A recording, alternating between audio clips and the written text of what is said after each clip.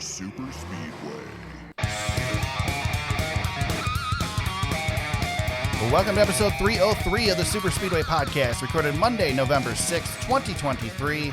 I'm your host, Eric Young, and I am joined, as always, by my co-host, James Cush.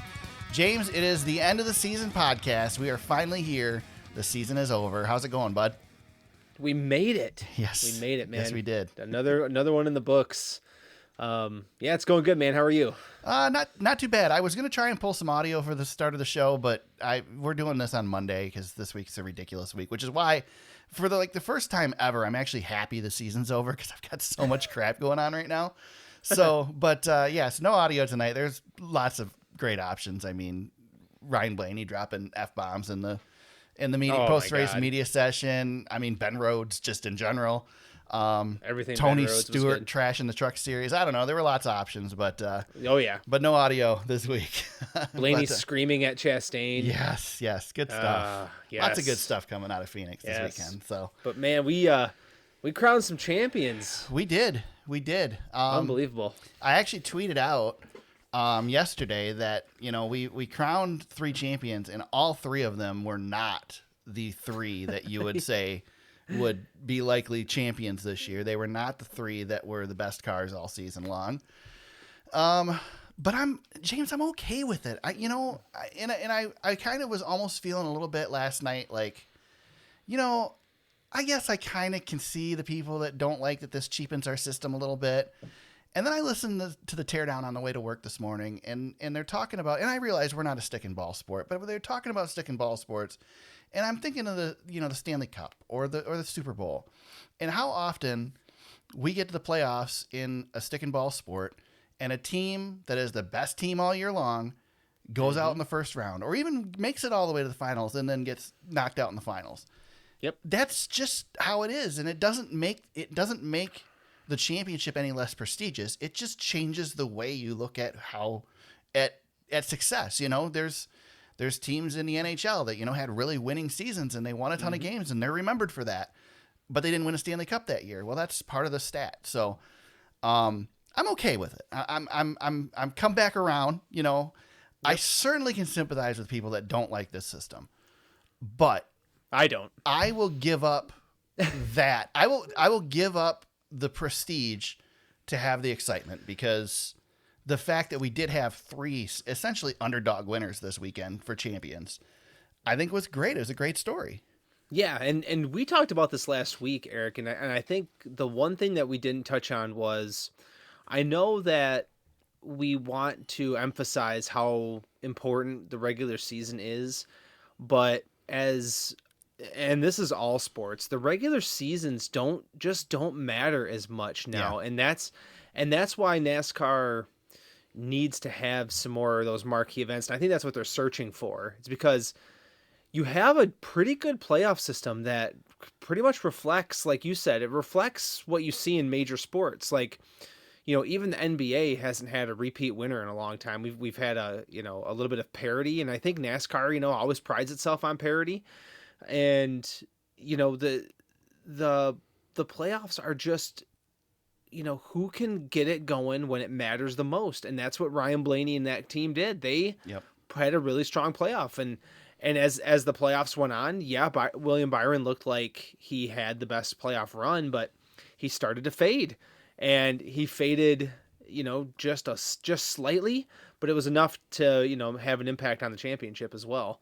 And I think that's just what you see in all major sports here in America now is what we have here in NASCAR. Yeah. And we saw of course on Twitter, there's the old NASCAR Winston Cup point standings being shared and all that. And William Byron wins the championship under the old system, but the old system isn't how we race. So again, you can't, doesn't matter. Sure. It's great to go back and look at that and say, oh yeah, cool, whatever. But it means nothing because they would race differently anyway. So yes. Although I did notice that it was kind of interesting that it looked like the points battle would have been pretty close for the final race had we used the old system. But again, it wouldn't have turned out that way had we used the old system. So right. Let's talk about our first champion or our last champion, I guess, because we'll go backwards as we usually do. We'll start with the Cup Series. Ryan Blaney, YRB, gets himself a Cup Series champion. or championship. James, first of all, he becomes the first driver in this system to not win the race and win the championship. That's right. Ross Chastain becomes, I put in the notes, the most invisible winner in a decade, because he's the only one who's won this race that didn't win a championship. Is there anybody more who does Mr. Irrelevant, right? He has more meaningful moments that don't matter in the long run than anybody in the history of the sport. Yeah, you're right. That was my first takeaway. We're going to talk about him, I think, in a minute, though. But go. Sorry, I had to interject there. My bad. No, it's all good. It's all good. So I'm going to start with this. First of all, Ryan Blaney had terrific playoffs. Won when he needed to win. Obviously, he was the best car. I know he didn't run in front of these three all day, but I think overall he was the best car. Yes. And obviously, we haven't seen, since we've gone to Phoenix, we haven't seen a driver pass for the championship victory in the Cup Series. And Ryan Blaney passed both cars to win the championship. He was third off of pit road. Got beat on pit road and took it back. Yep. So, maybe step in the right direction again with the package that we've got. I know there's going to be a test here in December at Phoenix as well to hopefully improve that a little bit more. But, James, the discussion we always have when this sort of thing happens, Ryan Blaney is now a Cup Series champion. Is Ryan Blaney a Hall of Famer? Yes, he's got the chip. Yep. Always. Definitely. Yep. First ballot? Not yet. Okay. But he'll get there. He's gonna collect a few more trophies before his career's set in stone. So yeah, he's in. He's in. What does this change for you for Ryan Blaney? Because you and I have both kind of we've been waiting for Ryan to break through, and it just has never happened. Last year he won. I think last year was the first time he won multiple races in a season. Was it last year or 2 years ago? No, not last year. 2 years ago. He didn't win last year. That's that right. Was He didn't. Story. He only won the All-Star race last year. Yeah. So he gets 2 years ago. He gets 3 this year. What does your mindset change on Ryan Blaney now that he's a champion? Yeah, I think Ryan Blaney was one of those guys, and last year was an example of that, where he faltered when the pressure got ramped up. Right. And I'll be honest with you, the way he was racing Ross had me pretty concerned that it was going to happen again, because I was just screaming, "Stay away from Ross! Yep. You can't trust him." Yeah, I wanted him to pass him though. I wanted to see him. I wanted the streak to continue. Yeah, the streak. I don't care about the streak, man. Just get your championship. I know. But he. Honestly, like, and Rudy Fugle was telling William Byron that the 12 is melting down, which was a little bit of extreme, but I just didn't want Blaney to take himself out of the championship hunt, and there was a moment there where I was like, God dang, is Blaney going to do it again? But no, he raced well, didn't race above his means, and I think going toe to toe with Larson, even though he didn't win this race. But he had to get by who we consider the best, right? Yeah. And say what you want about the system. It doesn't matter to me, but that's earning it right there. 'Cause when you go toe to toe with that guy and that organization, you've earned it. And I think we could all tell, long run speed, the 12 was going to be the best. If it came down to a late race start, it was probably going to be the 5 or the 24. Right. But I think, talking legacy-wise, though, that's what I'm going to remember about this championship, is that Ryan Blaney didn't back into it. He went out and took it from everybody, and he took it from the best. And when it mattered most, he made the passes and got the job done. And that's what I remember about this run. Yeah, he didn't have bad pit stops, but the 2 drivers he was racing had terrific pit stops, and that put him... good pit position too. Yeah. That matters. Pit roads, qualifying matters when you get pit selection like that as well. Yeah, Byron definitely had the best pit stall for sure. Let's talk about Christopher Bell, the 4th driver in the Championship 4. Probably the earliest we've ever seen one of the Championship 4 members fall out. Blows a brake rotor, wrecks going into turn 1, and that's the end of the day before halfway for Christopher Bell. Obviously this makes it, it's one less driver that Blaney had to battle for the championship. It's a real bummer for Bell because just at this point, he wasn't even in the race yet. Like, we weren't even talking about him yet. He was on his way through the field when this happened. 2 years in a row now, the Bell hasn't been able to get it done in the playoffs. Any thoughts on his situation and what happened? I mean, it's a mechanical failure. It's not his fault. It's not like he choked or anything. Yeah, it's tough, especially when it comes down to one race and you have that mechanical failure. Yeah, it's again, I think him getting here is a huge win for him. Being able to have a shot. Christopher Bell's going to get other shots at it. Right. But with the part I don't like, especially when you have a mechanical failure, is he really didn't even get a chance. Right. To fight for it.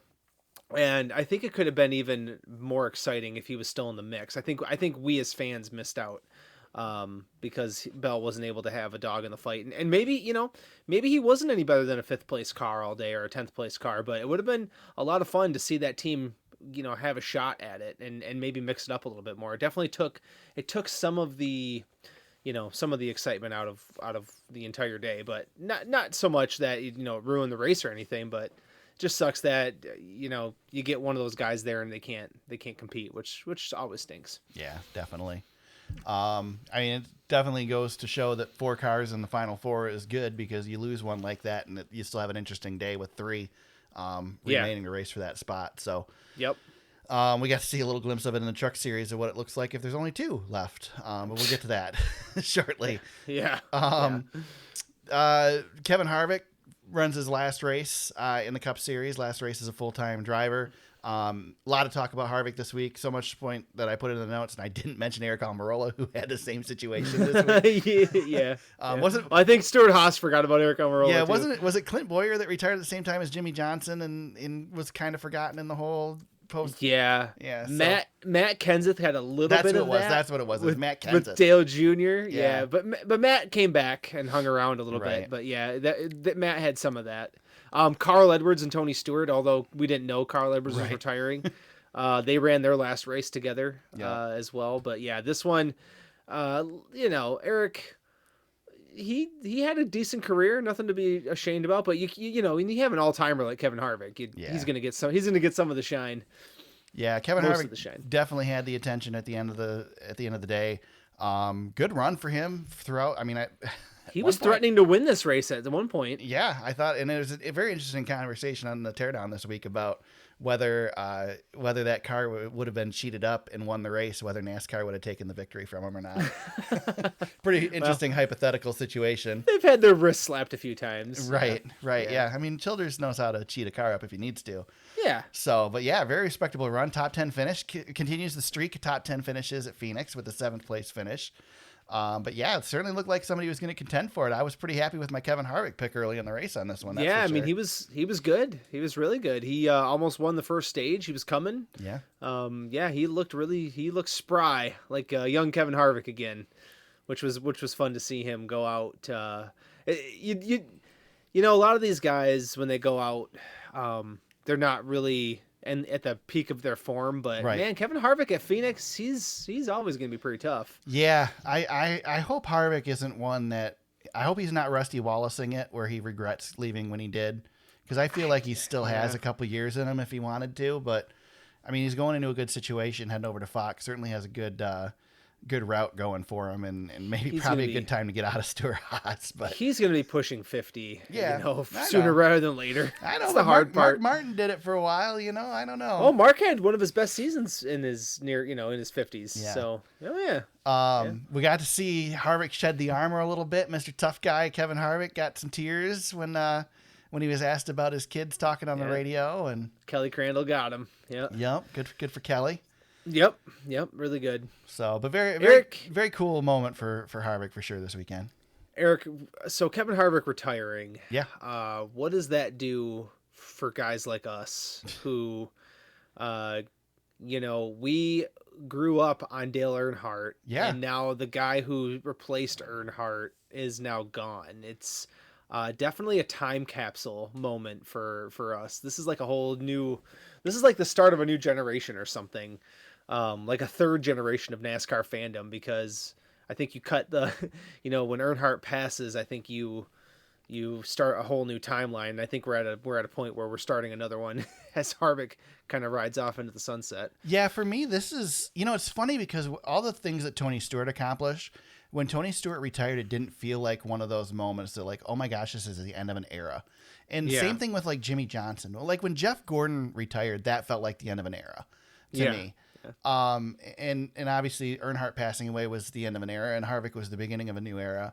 And this definitely does feel like the end of an era as well. And again, I'll reference the Teardown, a great podcast this week with Jordan and Jeff, worth listening to if you haven't listened to it. They do talk to Blaney at the end of it as well. But they made the point that Harvick's the last bridge left to the Winston Cup era. Yeah. You know, we're now in new NASCAR. there is no connection to that past anymore, other than team owners and whatnot. But driver wise, there is no connection to that past anymore.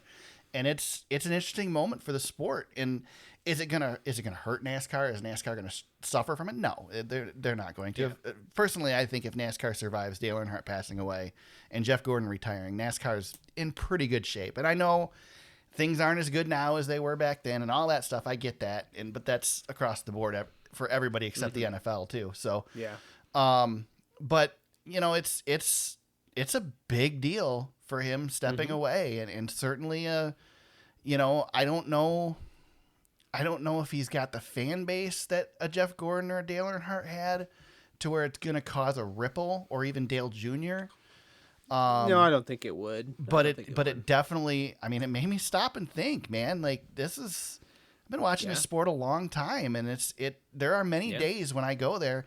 So, okay, last night, James, just for the heck of it, I don't know why I did it.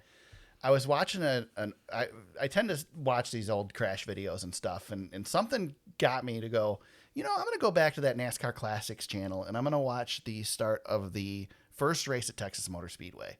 So I wanted to remember what that was like, because the track wasn't quite finished. You know, they were still doing some stuff. And so I went back. Disaster. I watched like the first 30 laps of that race, and watching those old cars, watching cars spin out because they had too much horsepower, and watching the drivers that were racing and listening to the starting lineup as they go through the lineup. It's just like, that was golden era, man. Man, I miss those days. And I understand the people that long for those days, and unfortunately we'll never have them again. It's impossible other than to go back and watch those videos. You know, Eric, I think to go back to one thing that you said and how you felt about when Jeff Gordon retired as well, I think it's because Jeff Gordon and Kevin Harvick and Dale Earnhardt Jr. obviously as well. Yeah. When those guys retired, those guys were a direct line to Dale Earnhardt. Yeah. And Dale Earnhardt was such a force when we were young. I think that's what we connect with. And, you know, Tony Stewart did race against Dale Earnhardt, but he didn't have the rivalry that Jeff Gordon had. And obviously he didn't have the direct connection that Kevin Harvick had stepping into Dale Earnhardt's seat. And there's just there's a proximity to Dale Earnhardt that I think is a gravitational pull for fans our age and a little older, obviously. That I would assume too that, you know, people our age when Richard Petty retired probably felt the same way. Oh, of course, yeah. You know, and it's funny that Jimmy Johnson doesn't get that respect, because I don't think that we had that feeling. I mean, it was a big deal when he retired, but it just, I don't know. And he's still around too. He's still running some races, so I guess maybe that's part of it. I don't know. It's just Jimmy's situation is weird. It's a different NASCAR. His whole career was weird. Yeah, it's a different NASCAR, and we were older when Jimmy was dominating. We were, you know, growing into adulthood, and I think for us, you know, Eric, I guarantee you, there's fans younger than us who feel the same way about Jimmy Johnson that probably we feel about Dale Earnhardt. That's true. I think it's for us, and I think that's why with Harvick retiring, it's kind of a bigger deal for us. Well, he's our generation. I mean, it is our generation. He's a little bit older than me, and it's like, I mean, Jeff mentioned on the podcast that, you know, there's only a couple drivers left, and he'll be older than the drivers he's covering, and I feel that, man. You know, I'm going to be 42 this weekend. Like, it gets you a little bit. Yeah. Oh yeah. Absolutely. And you know, I think too, I don't know how we'll remember Harvick's career, you know, 5 years from now or whatever it is when he gets to go into the Hall of Fame. You know, a lot of guys could have replaced Dale Earnhardt in that seat. But Kevin Harvick, to become the driver that he became outside of that shadow that he stepped into is nothing short of extraordinary. Yeah. I mean, it really is one of the great stories in the history of the Cup Series on how he came in, just unbelievably overwhelming circumstances, and to turn that into what his career became. He is one of the great legends, and I'll remember him fondly. He was a force, man, just an absolute force to be reckoned with there for a long time. And when he got to that 4 car, it was a whole nother level of look out. Yeah. And I'll remember him fondly for a lot of reasons. But man, he was something else when he was behind the wheel. For sure. Did you see the stat, James, that Kevin Harvick's very first race, Rockingham 2001, was won by the 1 car?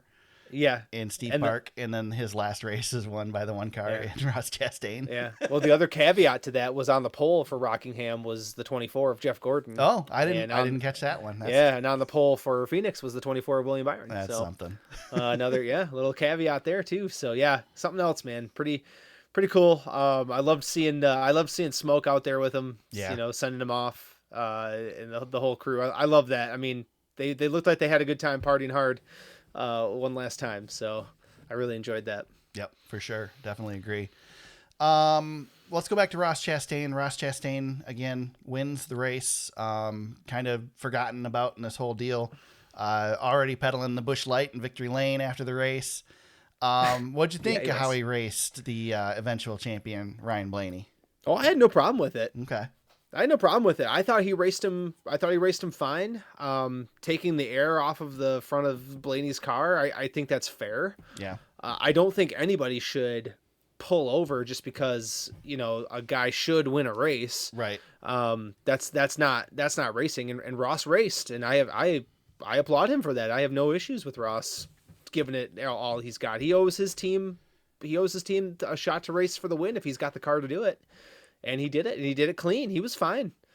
He wasn't dirty at all. What does this race mean for Ross Chastain? He wins the final race of the season.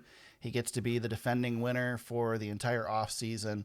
He comes into the win after what was a very disappointing second half of the season.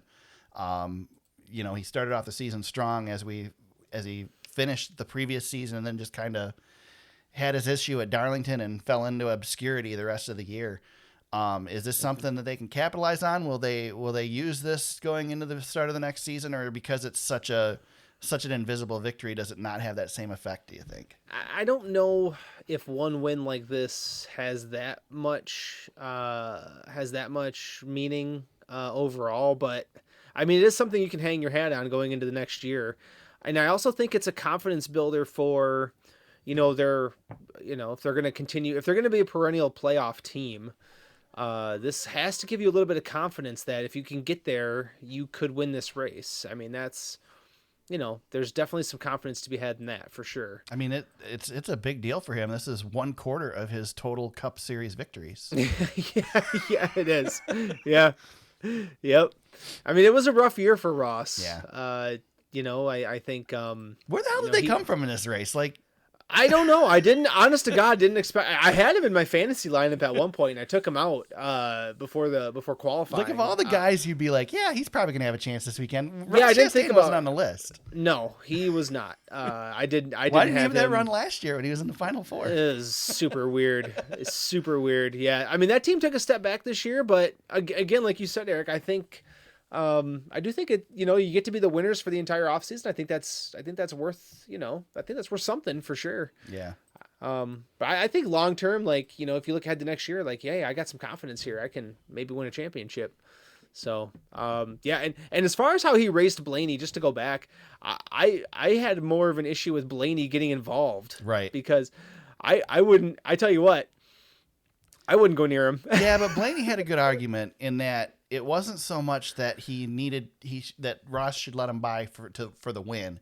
It was more that Ross Chastain was slower than him, and he was allowing Larson to catch him. And yes, that's not a bad argument. That's a good point. It's something I didn't really think about in that instance. But he's the leader of the race. Yeah. Like if they were in 15th, yeah, that's a whole nother thing. Like Ross is. I can't believe you got me defending that guy. But Ross is trying to win a race. He's not trying to, have a decent finish. That's a whole different ball game when you're in the lead. When Right. you're in the lead, you dictate what is going on behind you. And yeah, I mean, if Ryan's frustrated, he can give him the bumper. That's totally fine too. It's just dumb. Yeah, and don't wreck the guy. I mean, Right. they didn't wreck each other. Well, don't wreck the guy and don't give him a reason to race you harder. Here's another thing that I thought of. So what do you think Ross already has a reputation, right? Yep. What do you think his competitors think about how he raced the championship for there? I don't. Do you think that has any standing with them? Well, one, I don't think he cares, and I don't think it matters. Ross doesn't care. No. Well, I don't think it matters. Period. To his career, I don't think it matters to how other people race him. I don't think any of that matters because people are already going to race him hard. I think, they mentioned it on the broadcast. Ross is earning the Ryan Newman reputation. He is the guy that doesn't let you by, and he's going to race you hard, whether it's for first place or 35th place. Right. And I mean, for me, I respect that. That's I want to see guys. I love Mark Martin. I think Mark Martin was great, but the whole, we'll let him go by because he's faster than me. BS. You can't do that anymore. There's just no place in NASCAR for that anymore. No, it's not raced that way anymore. So, I don't know what other people think of it. I think everybody else, most of them would do the same thing. Ironically, probably the one who wouldn't is the one that he was holding up in Ryan Blaney. Yeah. Maybe Truex wouldn't do that either, but most of those guys I think would do the same thing. Joey Logano sure as hell would do the same thing. Right. Someone like him, Kyle Busch, maybe not anymore, but I don't know. I don't think anybody really cares that much, to be honest. I don't think it's something that'll hold over or change the way they race him. Yeah. Yeah. Like I said, I have no problem with it. I thought it was all fair game. Yeah. You don't want to be raced a certain way, then don't, get the lead, man. Yep.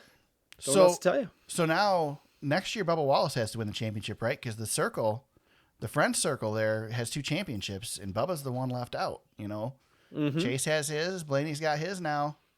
Mm-hmm. Where's Bubba's? Bubba's got to win one. Bubba's got to win one. Bubba had a pretty good season. Maybe he can make the leap. There you go.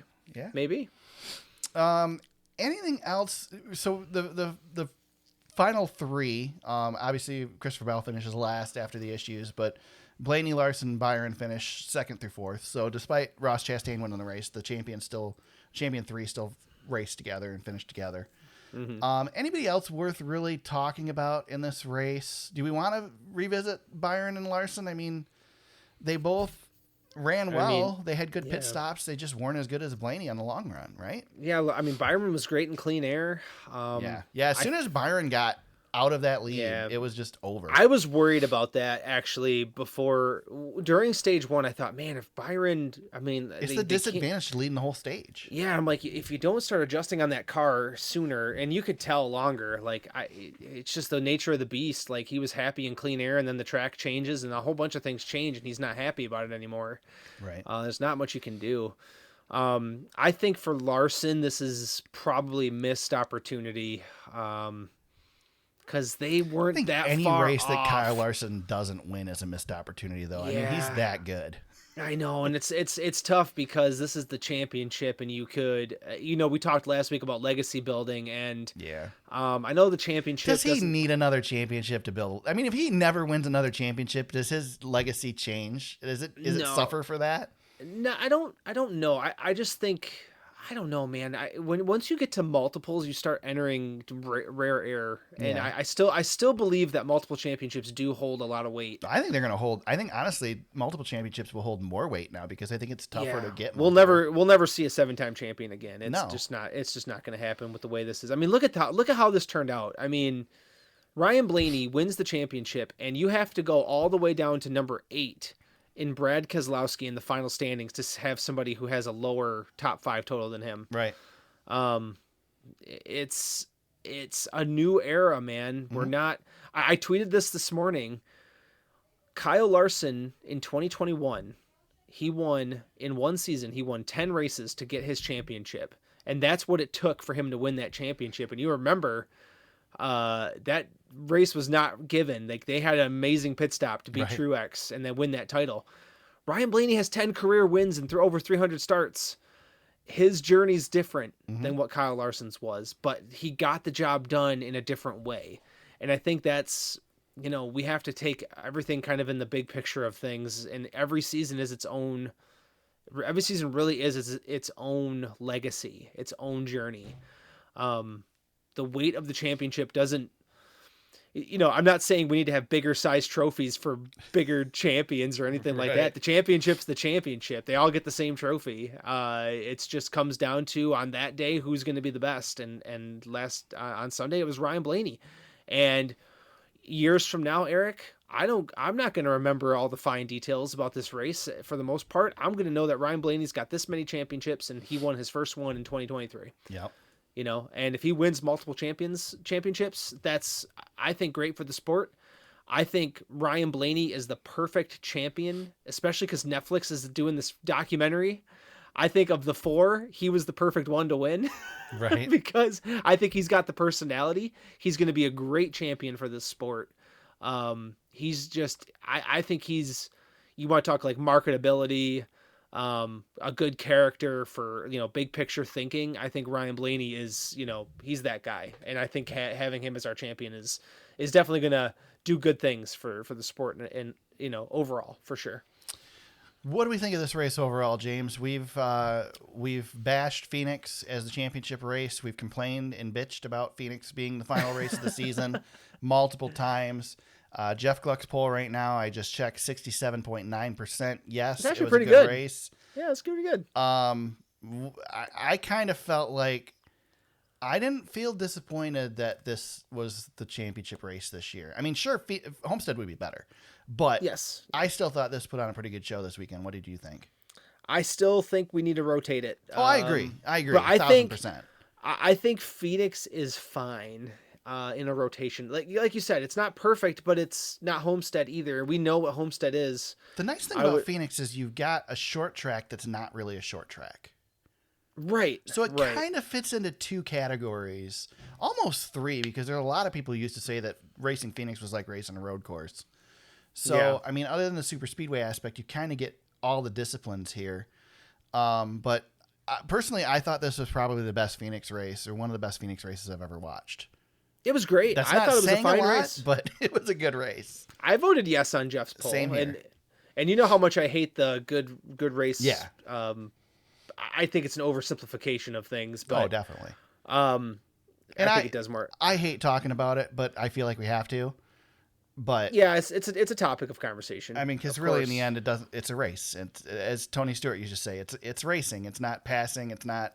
It's not entertainment. Well, it's a race. If it was F1, it'd be a parade. Yeah, don't get me going on F1. I've been watching all the stuff about Vegas, man. I'm gonna rant on that later. We'll get to that later. I'm going there. God.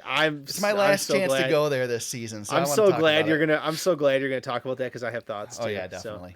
It's but coming.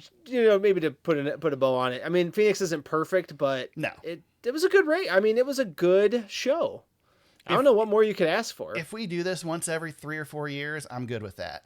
I don't want to see it every year. Obviously, we're going to see it again next year. We're really limited on tracks that we can rotate that championship through, though. So especially when you can guarantee weather to be a lot better. Yeah. Homestead is a beautiful weekend this weekend in Phoenix. Yeah, I mean, if they just did Homestead and Phoenix back and forth for a while, I'd be fine with that. I'd love to see Las Vegas in there too, but I know it's not going to happen because it's an SMI track. But I'd really like to see Vegas included. No, Vegas is going to be, they got their end of the season thing going. Right. Yeah. We'll just leave it at that. Don't want to get in the way with Formula One. Yeah. Yeah. Yeah, I don't really have, like I said, four victories for Ross Chastain now in his Cup Series career out of 187 Cup Series starts. Ty Gibbs was your Rookie of the Year. Chevrolet wins the Manufacturer Series championship. I think that's not a great weekend for Chevrolet outside of I mean it was Ford championship weekend without the sponsorship this weekend. Yeah, so. Fords, man. I messaged about it before the race. I sent you a message because our good buddy Todd, he's a Ryan Blaney fan, and I said your boy can't lose it for Ford here. Right. It seems to be a Ford weekend, and by God, Blaney did not disappoint. NASCAR does a good job of making me sound smart by sending out information with their stat pack. So here's some stats here with this, or some fast facts for Ryan Blaney's championship win. He is the 36th different driver all time to win a NASCAR Cup Series championship. He finished. That's a fun off-season pod, Eric. Yeah, right. We take all 36 champions and put them in a race. Who wins? In 36 starts this season, Blaney put up 3 wins, 8 top 5s, and 18 top 10s. During the playoffs, 2 wins, 4 top 5s, 6 top 10s. He's the 11th Cup Series champion from the state of North Carolina. Those include Buck Baker, Dale Earnhardt, Bobby Isaac, Dale Jarrett, Ned Jarrett, Lee Petty, Richard Petty, Herb Thomas, Rex White, and Benny Parsons. There you go. The 44th career championship overall for the captain, Roger Penske, through all of his ownership deals. I got Penske stats too. You want some Penske stats? Sure. You got any more? Yeah, 4th championship for him. 4th Cup Series Owners Championship. 10th NASCAR National Series Owner Championship for Penske. Penske has led 10 different drivers to victory lane for a total of 139 NASCAR Cup Series wins. Mark Donohue, Bobby Allison, Rusty Wallace, Jeremy Mayfield, Ryan Newman, Kurt Busch, Brad Keselowski, Joey Logano, Ryan Blaney, and Austin Cindric. Penske started its NASCAR Cup Series program in 1972, making their series debut at Riverside International Raceway with driver Mark Donohue. Wow. And they're undefeated with the next-gen Cup car as far as championships are concerned. That is true. Also, that Mustang will retire at 100% victories because they're getting a new body next year. Yes. Yeah, what do you think of that thing? The perfect Cup car. That thing looks bad to the bone, man. The body lines on that car are insane. It's a good-looking car, but I really like this year's Ford. I thought the Ford was the best next-gen body style when they first introduced them, and I still think it's the best next-gen body style. Yep. Before we head out of the Cup Series, crew chief champion Jonathan Hessler from Greencastle, Indiana, won his first NASCAR Cup Series championship with Ryan Blaney. He is the 43rd NASCAR Cup Series crew chief to win a championship in the series, and he has 3 NASCAR Cup Series wins, all with Ryan Blaney. Boom. There you go. Wow. Good work. With that, the Cup Series is over for 2023. And, new cars for Chevy, or for Ford and Toyota next year. Chevy does not get a new car. We haven't seen the Toyota yet, but we've seen Toyota's Ford. coming. Eric, get Yes. the sound button ready. Yeah. So remember when Kyle Petty... What has Kyle Petty got to do with this? Remember when Kyle Petty said that Ryan Blaney was Casey Kane? Yeah. Oh man! Somebody tweeted that at Kyle Petty today, and he he's been on the defense. He tweeted back and said that people like this follow him, and he doesn't follow them, and basically how pathetic is that? I retweeted Kyle Petty because he was already on the defense, and I retweeted that sound. What the fuck does Kyle Petty got to do with this? So That's funny. I tell you what, man. One of my favorite Twitter accounts is Cold Takes Exposed, and that. I mean, I get excited about people being wrong about things, Wow. and then that's why I do this podcast. There's, as far as bad takes in NASCAR, there's Kyle Petty, and then there's Nick Bromberg, and then everybody else. Yep. So Nick Bromberg can be right at he times. can be right, but when also he's has wrong, some really bad takes too. Yep, when he's wrong, he's wrong. I mean, I will give both of them credit. They stick to their guns even when they're wrong. Oh man, that was so funny to me. That was so good. That and Dale Earnhardt Jr. having the freaking script. Yeah, right. And all he tweeted out was a smiley face. All season long, he's calling what a for Blaney jerk. to win this sucker. What a jerk. Well, James, we crowned 2 other champions this weekend. Let's knock it out because we got some exciting stuff to talk about, apparently. Yeah. NASCAR Xfinity Series crowned a champion on Saturday evening. Cole Custer gets the win on a late race restart. Cole Custer. Stone Cold Custer. I thought for sure Justin Allgaier was going to pull it off, man. He was so freaking close. After, and we'll talk about it in a minute, after the complete cluster F of the night before in the Truck Series, how refreshing was it to see The what a 4 race. championship drivers running 4 wide off of turn 2, which I still can't call that turn 2 at Phoenix, and not wrecking each other to finish this race. What a race. I What a mean, race. this race it made me a NASCAR fan again, because on Friday night, I was ready to just be done. I mean, man, I know Friday night was a long showing. I love but chaos, but holy hell was Friday a mess. But we'll get to it. Saturday was fun, man. That was just a fun race. It was good all the great. way around. Yeah. I mean, that restart was unbelievable. Custer, I thought for sure Custer was toast. And I don't know what he did, or if it was just patience or what, but he gathered it back up and I don't know how he got the lead. Yeah. It was unbelievable. What a drive by Custer. Flabbergasted me. This race was all Cole Custer and John Hunter Nemechek. I mean, they were the two. Austin Hill led some laps as well, but those were the two guys. And of course, John Hunter has a tire issue at the end and misses a turn, wrecks the car. Bummer for him, best driver of the series this year and finishes last of the 4. Well, he's done that before. Right. So, but yeah, Cole Custer gets it done. Great move at the end. We saw last week I told you to remind me and you didn't. So we both forgot last week, but I wanted to discuss last week whether we were going to see any penalties for changing lanes. And we saw one penalty all weekend long, I believe, for this. It was one driver, Sheldon Creed, who still managed to come back and get a second place finish I thought afterwards. he was going to win the race. Right? So this is also our only race of the weekend where the champion won the race. Yep. The Truck Series didn't as well. What do you think? I mean, Cole Custer, to me, he was the unlikely champion out of this bunch because he won the one race, right? He just won the one race during the season? Well, he won. Well, if you want to count Chicago, That's right. He technically That's right. won. You're right. He technically has 3 wins on the season. Yeah. So I don't know. He was the one I expected the least to win the title this he weekend. had a really good year. It's just he didn't win a whole heck of a lot. Well, the problem is he came off of. I mean, I realize he went and ran in the Cup Series for a couple years, but the last time he was in the Xfinity Series, he had such a good year Yeah. that it's really tough to consider this year a success until the championship, obviously, compared to what he did that time. He just was overshadowed by other drivers who had even better seasons that year. I mean, the wins in the series were fairly balanced out outside of John Hunter's 7. I mean, Yeah. Allgaier, Mayer, and Hill all had 4, and then Custer had 3. I guess those are the guys when you think about this season, you'll remember those guys.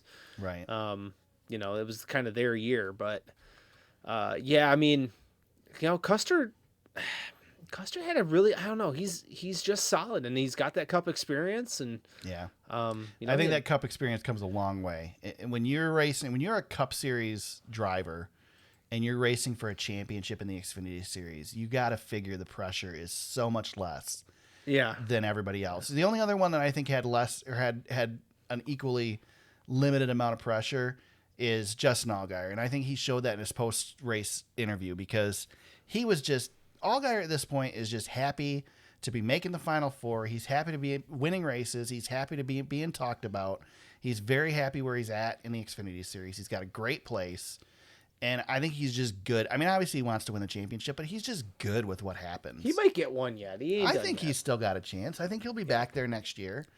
Sam John Mayer's so young too. Like him, he'll have a shot at he'll have further opportunities. Down Oh the road. yeah, Sam Mayer's gonna have lots of chances. And Next year he might be a problem. yeah, very well Yeah. could be. But yeah, Justin Allgaier, he's going to be around. He's not going anywhere. Yeah.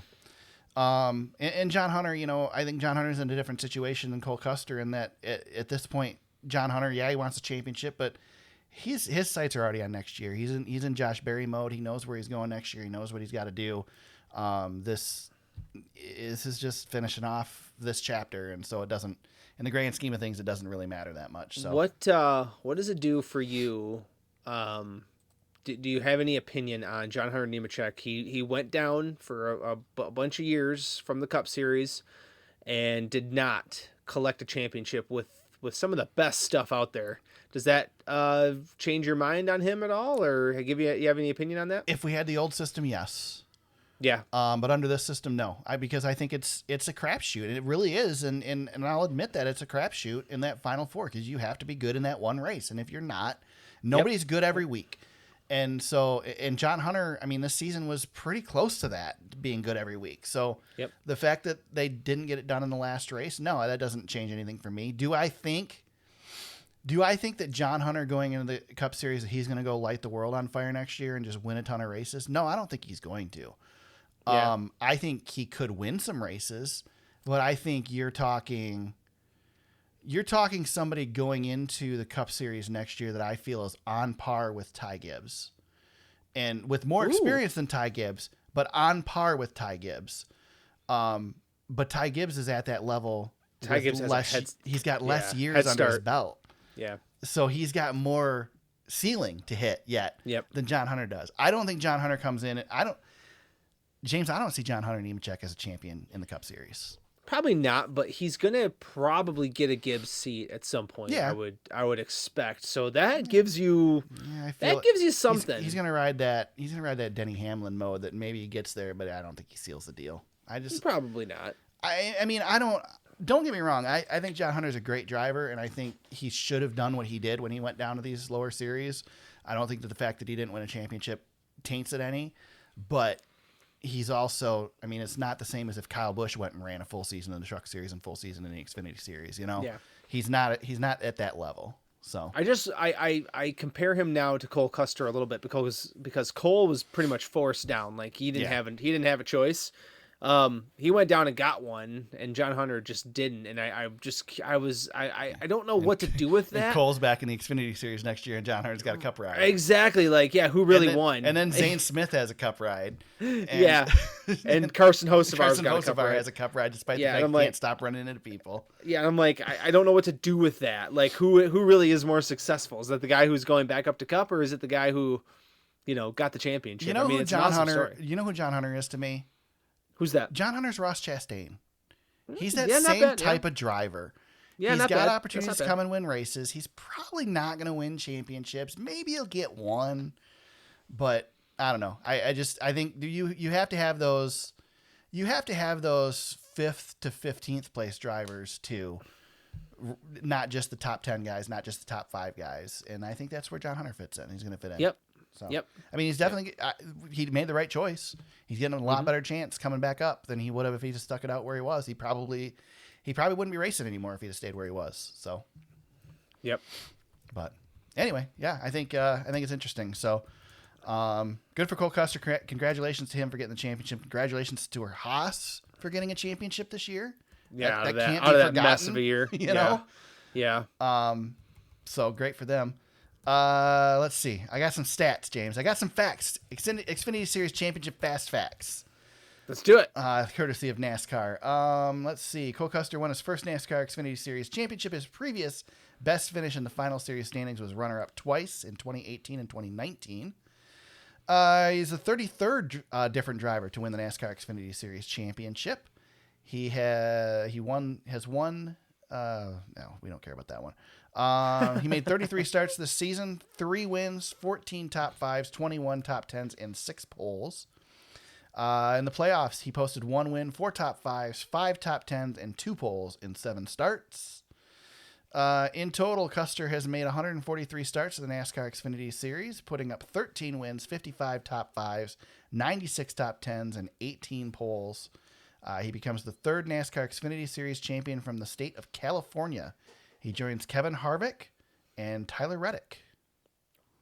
There you go. Tony Stewart, Gene Haas, Stewart Haas Racing. This is Stewart Haas's first NASCAR Xfinity Series championship. Second time winning the Owners' Championship, 2018 and 2023. They are the 20th different organization to win a driver championship in the NASCAR Xfinity Series, one of 18 different organizations to win an Owners' Championship.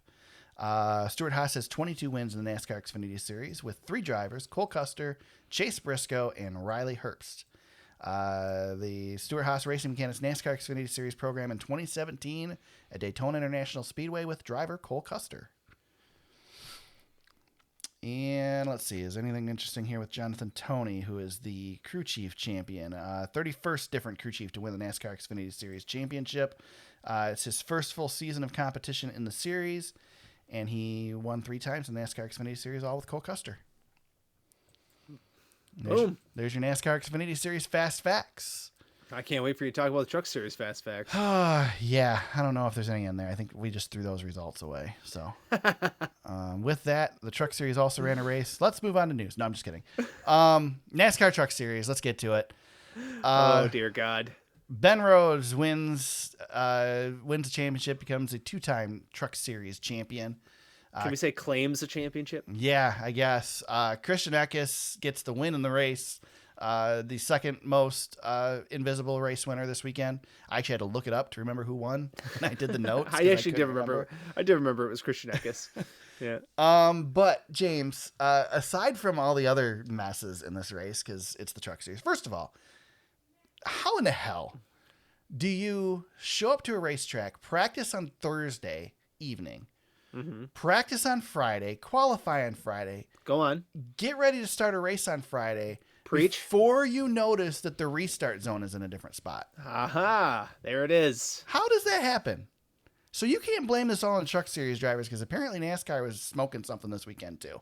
I don't know where to even go with this, to be honest with you. There's black on the track painted over where the old restart line was. Like, how do you not notice it's moved? I don't know. It's the championship race. Unbelievable. Like, as NASCAR, like, I get it. The track does their own thing, and then NASCAR comes in and moves in for the weekend. But do you not, as a NASCAR official, as the director of this series, look at the track and go, huh? I mean, I know they do a track walk. I know they go out there and make sure that the loops are all in the right spot and working and all that stuff. Nobody just went, why is this black paint here? Oh, man. I sent it to you, and I didn't know what to say.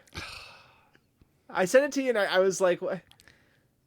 I don't know. I mean, if you ever wonder if actual humans run NASCAR, you know that it's true, because they make stupid mistakes just like the rest of us. Do you think they're just like, it's just the Truck Series, who cares? I don't know. Maybe they saw where it was and they're like, well, let's see how it works this weekend. And then they saw the cluster F that it created, which I don't think was created from that. I think it's created from all the idiots in the series.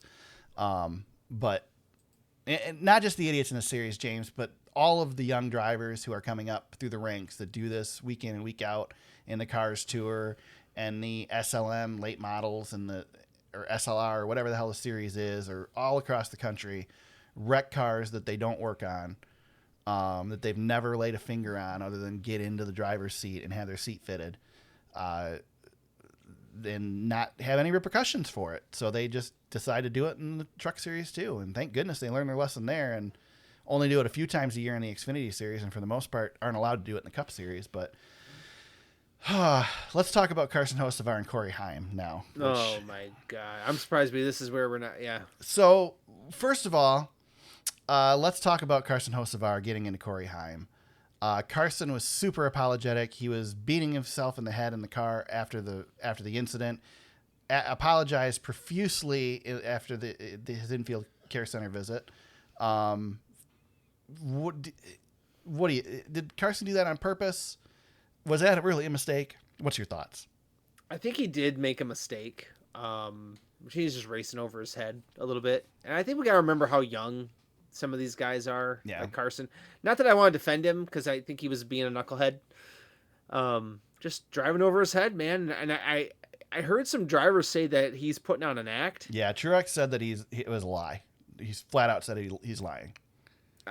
I mean, Martin, I don't know about that. I do think he feels remorse. I'm not him, so it's hard to say. But here's the issue that I have with it, and I love Carson Hocevar. I'm a big fan of Carson Hocevar. He's I like him too. Yeah, I followed him in the late models around here and stuff too, and got to watch him race several times this season. Like the kid, if you're constantly in the same situations, it gets harder and harder to say, oops. Yeah. I mean, I will say, and I don't remember don't remember if it was the Cup race or the Xfinity race, but I do remember seeing somebody else go underneath somebody like that and slide up the same way he did. So it's very likely that it was an accident. That being said, I mean, the gas pedal doesn't just push down. It lifts up too. Well, that's what I said. He's driving over his head. Yeah. I mean, it's... He definitely was seeing a championship slip away and knew that he had to beat that truck. He knew that Corey Heim was the championship leader. Corey Heim was going to win the championship. And Carson Hocevar got in front of him, got past, and decided this is my chance to get back by him and overdrove the car. Yep. Should Carson Hocevar have been penalized for that contact? No, you can't penalize guys for race contact. It wasn't intentional. That's the problem. It's not. He didn't just dump the guy. He raced him over his head. And that's not worth a penalty. Right. In my book.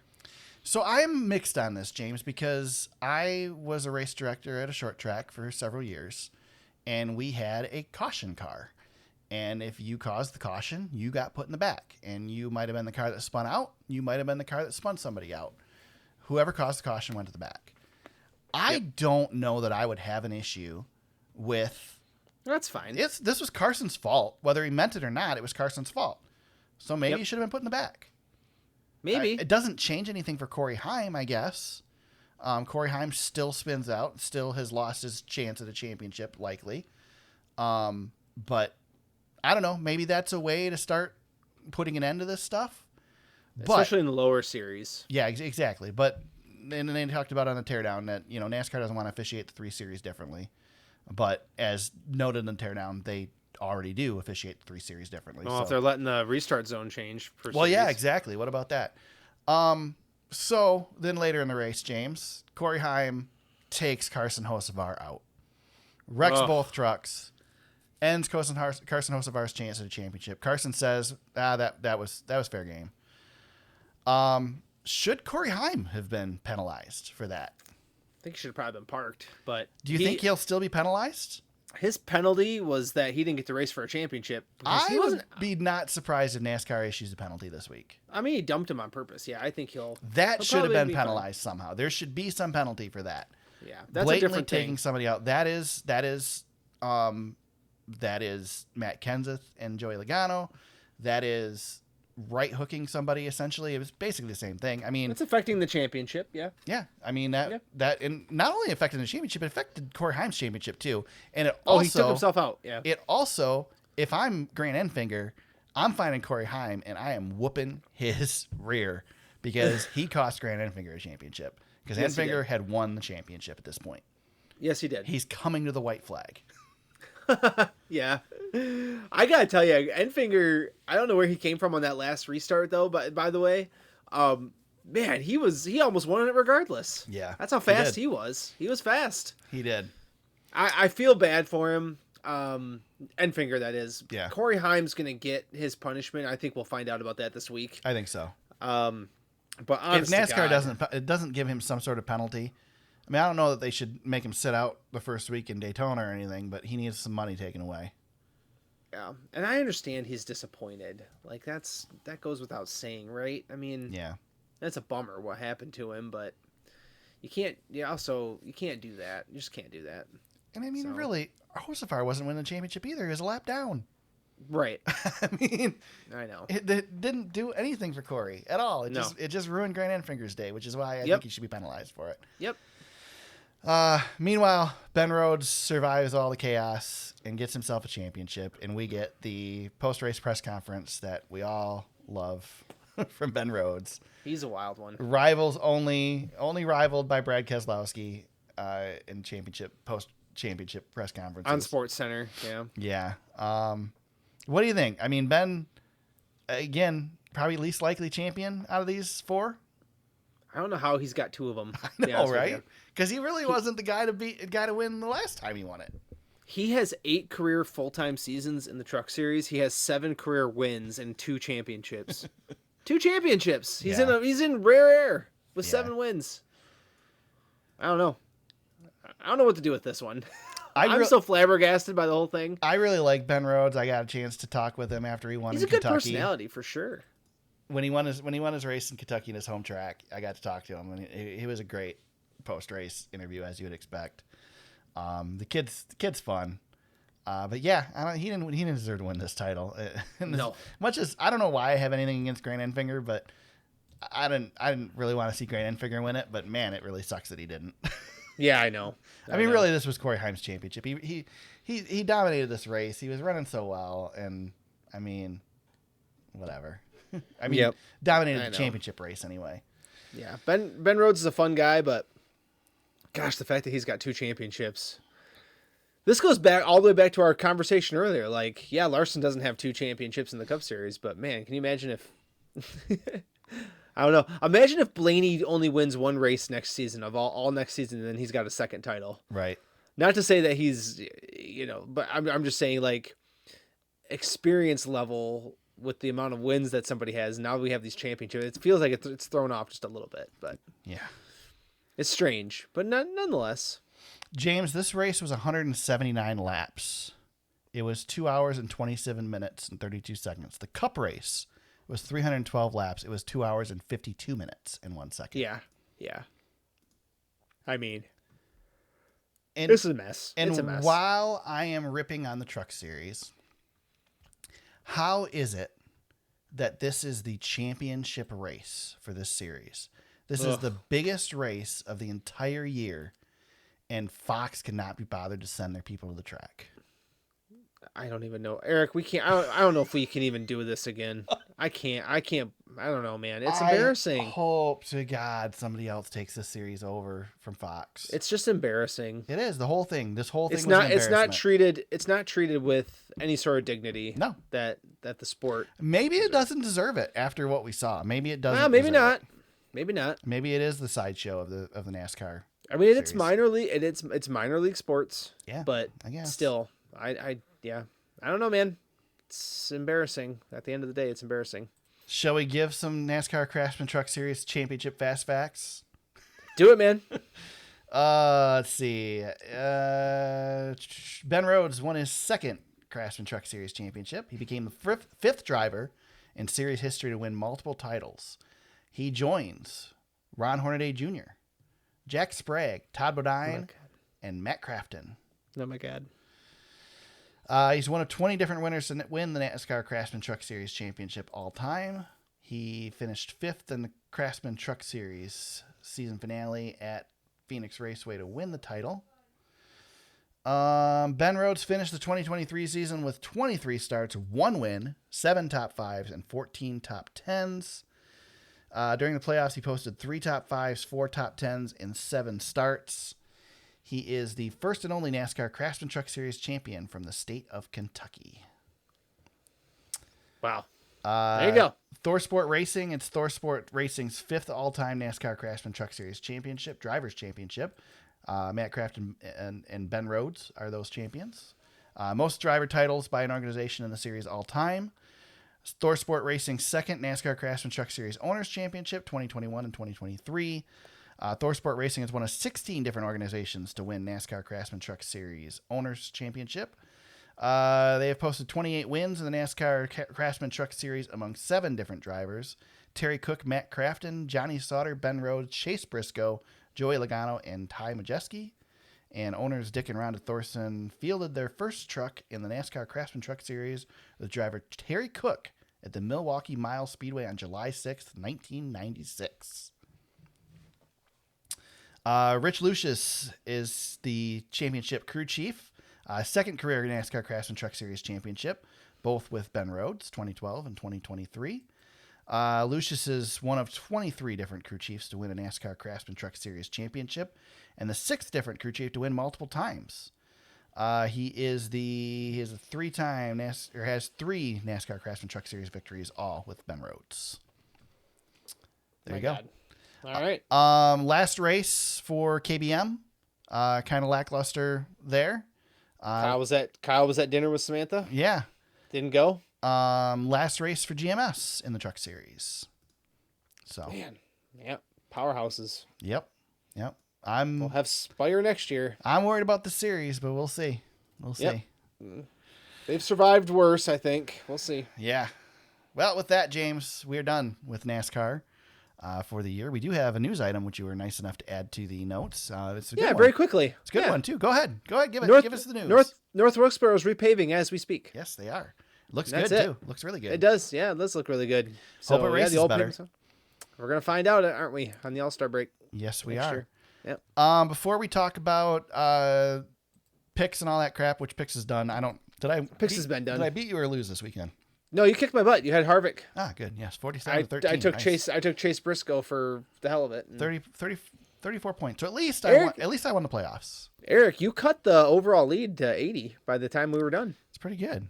Actually. Yeah, I mean it was pretty bad there for a while. Yeah, it was. Before we go into the fantasy, but I wanted to revisit, James, as we often do. We did. We made some preseason predictions back at episode I'm 266, Thursday, Yeah. February 16th, 2023. Let's have it. We made some predictions for this season. Let's revisit. Preseason predictions. One big gamble.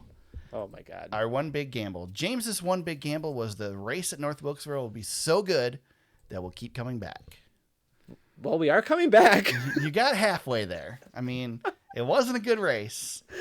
We're coming back though. We're coming back. So you get. So yeah, is that a C? Do I get a C for that? Yeah, you gotta have a point. It's a pass. My one big gamble. I love these. Ty Gibbs will win a race in the first 10 races. Whoops. Yeah. Nope. No good there. Stepped on my ding dong there. There you go. Wow, I tell you what, he had a really good rookie year though. He really did. Yeah, he did. That was a great rookie season for him. He's going to win a race next year. I would feel pretty confident about that. He's a playoff driver. Expectations were high. A little too high. You for were higher than I was, Yeah. but he's good. I'll give you get a half a point. I don't for know that one. I was higher than you were. We'll get to that. Team to watch. Mine was Richard Childress Racing. Not bad. Yeah, Kyle did good. 3 wins. Yeah, they were exciting last week too in the Xfinity series. Yeah, definitely. Your team to watch, Colleague Racing. Woof. Yeah. Nope. Pick 2 drivers that made the playoffs last year that won't make it in 2023. Oh, here we go. James picked Austin Cindric, Daniel Suarez. Hey, I did good. You did good. I picked Daniel Suarez and Final Four driver Christopher Bell. We got beat. I did better than you there. I'll take that. Yeah. Picked 2 new playoff drivers. I picked AJ Allmendinger and Martin Truex Jr. Well, you got that one. Yeah. I did better than you. You picked AJ Allmendinger, Eric Jones. Shoo. Well, I mean, AJ did win, so I guess I'll take that. Who will be the first driver to win their first race this season? Oh, we both got this wrong, didn't we? James and Eric, Ty Gibbs. I'm gonna bust his ass. Well, we didn't see Shane Van Gisbergen coming along. Right? What were we supposed to do with that? Crap. What the hell? Who else won first races this year? Hold on, I'll find it. Give Yeah, I me a don't second. remember now. Hold on. I can get that one. Is there? If you want a filibuster for me, I'll find it here in a I minute. don't know that I really have much to filibuster, but I guess hold on. I can go on to the next one while you're doing that. Because this one's a tough one, and I think we may have to revisit this. What will be Crap, Eric, that's the only one, I think. Is it? Yeah. There you Yep. Shane Van Gisbergen was the only one to win his first race. There's a couple of good ones. McDowell's in here, Busher, obviously, Stenhouse, but Yeah. no, that was the only one. What will be the best race? Oh, Mine crap. was the Coke Zero Sugar 400. Okay. Yours was the Daytona 500. Yeah, Daytona 500 is okay. What do we think was the best race? Do we have a best race this year? Oh, hold on. I feel like Kansas 1 was good. I'm looking through let me look through Vegas. Well, Vegas 2 was good. Yeah. Talladega 2 was good. I don't know that either of those races were the best race. The They first weren't bad races. The first Darlington race, I remember that was good. Yeah. Man, I don't know. The best race. I mean, you were at Atlanta. That was really good, but that rained out. Yeah. That one has an asterisk. Yeah, that Michigan race was pretty phenomenal, but Michigan I don't was know. good. There's not one race. I'm looking at what race really stood out. Yeah, I don't feel like any really stood out. Fontana. I mean, that's a long time Fontana ago. was that really was good. Kyle Busch won that race. That was big one. Yeah. Worst. Kansas. Oh, Kansas. Kansas 1 was really good, right? Kansas won, yeah, because Hamlin and Larson duked it out. I Yeah, think that Kansas one might have up there. been the one. That might be the one. Kansas 2 was pretty good too, but yeah, Kansas 1 might be the one. Kansas has become one of the best tracks on the circuit right now. Yeah, it is. Which is why I want to go back to Chicagoland so bad, because I think Chicagoland would be even better. Yep. I don't know. Kansas is unique, though. I don't know. What'll be the worst race? James, you said Bristol Dirt. Nothing memorable about that. Surprisingly, I said Chicago Street. That's definitely a fail. Yeah, I was surprised you were kind of all gung ho. Yeah, I was excited about it, but I was excited but realistic. Yeah, And it turned out to be, I mean, Shane Van Gisbergen made it a hell of a race. He did. So maybe Richmond, one of the Richmond races, probably. Richmond always sucks. Yeah, I mean, Martinsville sucks. Honestly, the All-Star race sucked, but it was at North Wilkesboro, so. Martinsville 1 wasn't good. Yeah, no, it wasn't. So, I think we both failed on that one because Bristol Dirt we wasn't did. bad. Yeah, Bristol Dirt wasn't terrible. Who? But it's also dead now, so maybe. Right, maybe. Who will be our final four? My final boy. four. This is good. I like this. I didn't look back at this, so I'm curious to see what this is. My final four was Martin Truex Jr., Denny Hamlin, Oh boy. Chase Elliott, Oh boy. and William Byron.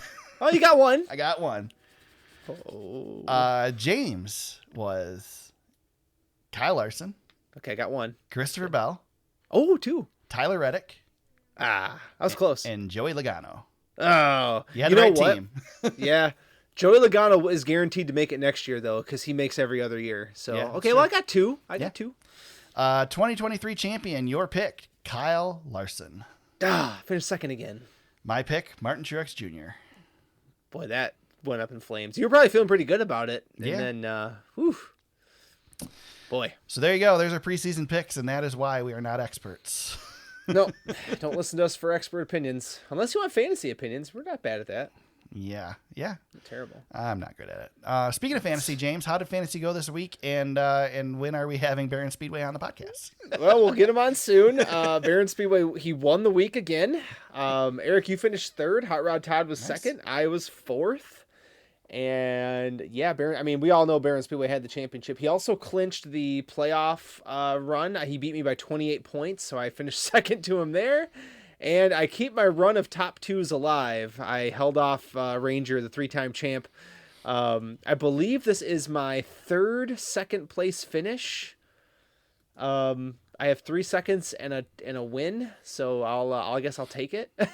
And stay on the podium. There was no catching Barron. Barron gets the win. I was second. Ranger was third. Green Eggs and Hamlin goes to fourth. Tandem Draft Tona fifth. Team Justin, and then Eric, you are seventh on the season. There you go. You lost to Barron by, hold on. Why are you doing this to me? 810 points. God. Wow. That's terrible. Barron Speedway, just so everybody knows, he finished the season 82nd overall in the entire NASCAR Fantasy League. That is incredible. So awesome. What a season. There was no beating him from basically the jump. He had it all the way.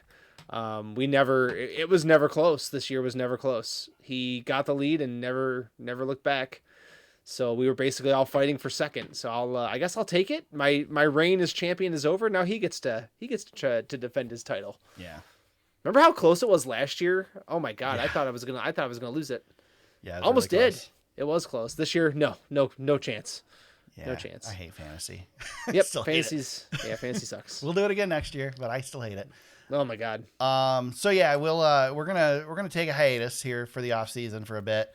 We'll be back a couple times during the off season, probably maybe once before the holidays. I don't know. We'll see what kind of news breaks, but we'll get Barron scheduled. We'll get him on the podcast. He'll make his second appearance on the podcast, right? We only had him on the one time, I think. Yeah, You you interviewed him at MIS, I think. No, it's at Chicagoland. Oh, Chicagoland. That's right. Yep. Sitting outside Victory Lane at Chicagoland was pretty cool. That's cool. Yeah, and we were like within 100 feet of him at Berlin, but we could never get connected. We could have hit him with a stone, but we don't know where he was. We don't know where he was because we had no cell phone signal. Yeah. So I want to talk to him about that. Yeah. So yeah, for sure. He's got some cool things going on. I'm actually really excited to chat with him. During the race on Sunday, because I forced it down my family's throat that we were going to watch the race. My kids actually got the Barron Speedway mat out and were racing their cars on it. That's so cool. I was like, we're making a baby step. We're There you making go. a baby step. So That's pretty cool. I was at a family play, niece's play on Sunday, so I missed the start of the race. I had to watch it delayed, and then I stupidly I picked up my phone and I went to go to a chat app and accidentally clicked on the Facebook Messenger app and saw you congratulating the winner, and I caught it out of the corner of my eye, and I'm like, I think I just saw that Blaney won it, but I'm going to hold off and just imagine that I'm wrong. So there was only like 30 laps to go at that point. So it was pretty much over anyway. So no biggie. And I saw enough of it to think that probably was what it said, but not enough of it to know for sure. So there was still some excitement at the end for me. So I didn't ruin it. And it was my own damn fault. So I try to avoid that app for everything, but for some reason clicked on it because it's just habit, I guess. Yeah. I don't know, it was just something else I was going to say. But anyway, so we're going to do, James, I'm officially changing shout-outs to checkered flags. I resisted doing that because that's what they do on Sirius XM. They do checkered flags and black flags. But screw Sirius XM, we're going to steal it too because there's only so many flags, right? I mean, yeah. And so I want to give some checkered flags and some black flags. And first of all, I'm going to start with checkered flag, James. I'm very disappointed because your take earlier has led me to believe that this won't be as much fun for me as I was hoping it was going to be. Oh, but no. my checkered flag this week is Ross Chastain. Because, as we talked about, I applaud this guy for not giving two craps about the fact that he's racing the potential champion and going out there and racing his heart out and stealing the win away from these guys, stealing the limelight a little bit, even though he really didn't get to steal much of it. Didn't cut him any breaks, and that's what I want to see out of my driver. I want to see my driver race everybody just as high. I don't want to see him lay back like Larson did a few years ago and like Blaney did last year. I want to see him race. So Ross Chastain is my checkered flag this week. America's driver, Ross Chastain. Yeah. If you want my tears, I can give them to you. His post-race interview in Victory Lane was so pompous. I couldn't even stand it. Are you tired of him eating the watermelon? Because the watermelon thing is. Oh, the watermelon's always sucked. But no, when he answered a question with a question immediately in the post-race presser in Victory Lane, I was like, "Yep, there he is. There he is. He ran a great race, and there he is." So if you want my post-race interview. Oh, he drives me. I mean, I'm honest about it. He drives me nuts. He was like done with the celebration. He was about ready to head to the media center by the time they freaking talked to him. Well, I mean, there's a champion to be crowned. Well, they talked to the champion and the two drivers that didn't win the championship before they even acknowledged he won the race. That's the story. What's more Winston Cup, by the way, than a guy winning a championship and another guy winning the race? That's as Winston Cup as it gets, right there. That's true. Final race of the season. You got any checkered flags or shout outs this week, James? Yeah, I'll do this. I'll do this one. Because it's self-deprecating.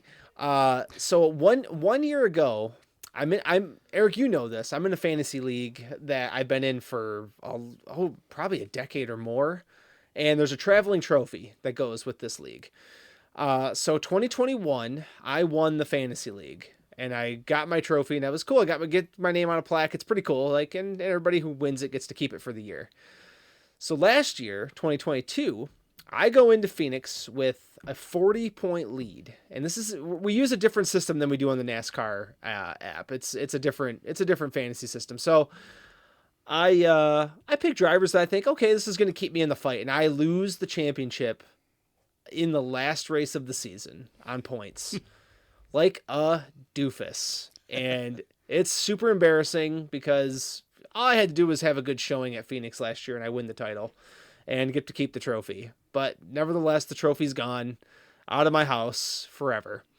And Ghosts of Fantasy Past came back to see me again on Sunday as I entered the 2023 championship with a 70-point lead. Oh no. And thinking, am I going to blow it again?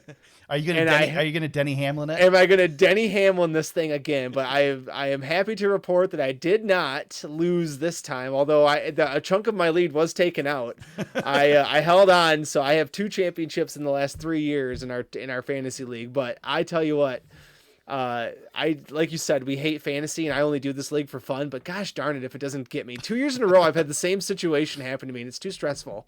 I hate it so much. That's fine. But I won this time. So, but yeah, last year I've regretted sharing that story because I had the lead. I never heard that story. You never told me this. It's embarrassing. It's embarrassing. I had the championship wrapped up and heading into Phoenix, and I let it get out of the way. So instead of being a 3-time defending champion, I guess I've only got 2. So, but that's okay. That's okay. Still 2 out of 3 ain't bad, right? No. So I guess I'll take it. It's better than Denny Hamlin. What a loser. Oh, the meme I shared of them delivering the championship trophy case to the Hall of Fame for Denny Hamlin with the empty trophy case. Oh, so funny. Oh, poor Denny. That was so good. Poor Denny. He's had a great career. He has. He's just never going to win the championship. That's okay. Yeah, there you go. He's just the Cup Series Justin Allgaier, I guess. I guess so. Any black flags, James? Oh, there's so many from that truck race. I don't know. That truck race was so bad. I'm going to give it to Corey Heim for just his reaction, but I didn't know what to pick. I think the truck race should just get the black flag. Yeah, all of it. All of it.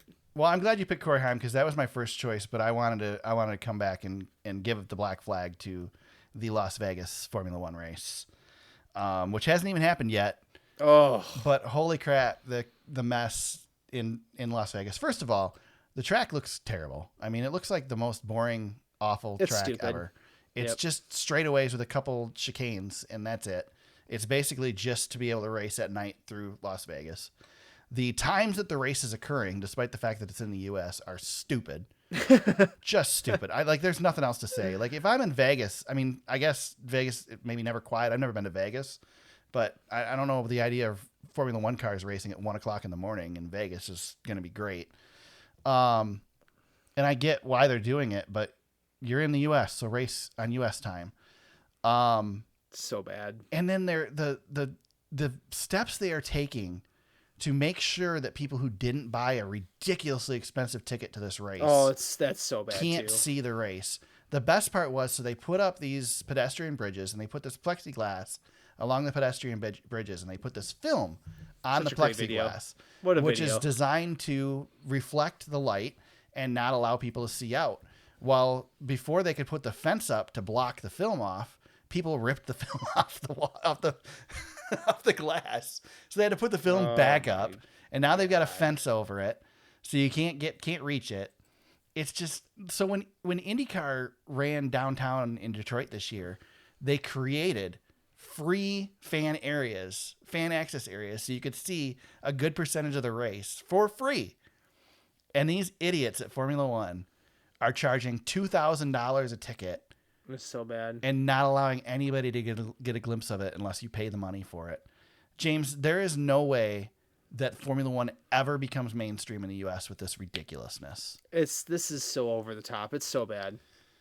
I mean, it's all bad. It's just terrible. And I love the fact that Gluck is not even talking about Formula One on Teardown anymore. Yeah. They don't even care about it anymore. I'm so happy because I was waiting for the wave to die down, and it has. And they never, despite the attention they got for their stupid Netflix show. I know you like the Netflix show, but the Netflix show's fine. I have no problem with the Netflix despite the attention they got for it, the casual fair weather fans decided to go do something else anyway. So I gotta tell you, I gotta admit something to you. I have a buddy of mine who will not stop texting me about F1. Really? Yep, still texting me about it. I'm like, how are you a fan after all this? I mean, it's the so bad. Season's been terrible, and just I don't know, it's just garbage. Just very garbage. Interesting. Makes me happy to be a NASCAR fan. Oh yeah, racing's better and where we do it. Yeah, well, I'm good with that. Just ridiculous. Yeah. So there you go. There's my black flag for the week, James, and for the season. Eric, all we have left is F1 now. I'm concerned. Yeah. Well, I'll probably tune in to. Well, I'll watch the replay of. I ain't watching that Vegas race. I'll tell you that. I'll watch I'll watch the highlights from the replay. There's nothing to see. You watch they drop the green flag. Verstappen gets the lead. James, and it's that's over. every Formula One race. That's every race. Yeah. Well, James, if people want to hit you up during the off season and talk to you on social media, how can they do that? Let's hit me up on X or Instagram. I'm on there too, James Cush. Are you on Threads still, or are you abandoned Threads? I'm still on Threads, but I haven't been on there in a while. I haven't really played with it much. So, but I'm there. You might as well just message me at T Super Speedway on X. That's probably the best place, even though I probably won't be on X a whole lot now that the season's over, but I'll be following the news a little bit still. Podcast is on Facebook at facebook.com/thesuperspeedway. Do we think the X will still be around when the Daytona 500 comes, James? Will it be dead yet? Man, I think it's survived this far. It's probably going to continue to survive. I mean, it we'll really probably is all just a place. we'll probably have to pay to use it by Daytona, but It's just a place to shitpost and memes is really all it is. I mean, really, the NASCAR stuff hasn't changed much for me. That's the only value I have anymore, though. But man, the memes. Oh, the memes are good. The memes are good. Yeah, but Just you can get the my memes elsewhere too. I get the memes on Facebook even. Facebook's Oh yeah, they do that there too. They'll feed yes, me they the do. memes. Yep. The podcast is at thesuperspeedway.com. You can find old episodes, show notes, links to articles we discuss, race coverage, photos, all that stuff on there. Subscribe to the podcast for new episodes each week. You can find it on Apple Podcasts, Spotify, Google Play, and Anchor. And if you go to anchor.fm/thesuperspeedway, you can leave us an audio message. We might play it on the show. Don't make it timely, though, because it's probably going to be a few weeks before we do another one, unless a bunch of news breaks this week, which you never know. So, Yep. we'll be back at some point. We don't know when, but we'll be back before Daytona at least. Like I said, probably before the holidays, probably once or twice after the holidays. That's how we roll around here. We just kind of wing it. We normally do it anyway. So, with that, everybody, the 2023 season is in the books. We have our 3 champions in all 3 series. We won't be back next week. We'll be back eventually to preview the 2024 season. Until then, everybody, let's go racing.